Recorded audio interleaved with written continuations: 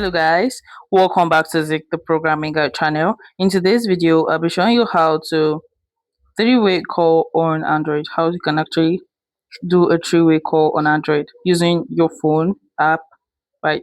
So first thing you have to do is open up your phone app, and maybe you want to go through the keypad to actually type the number and call the person, or you can just go through your contact or recent, any one of your choice.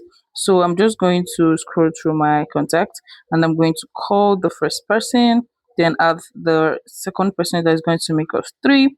So I'm going to call this number.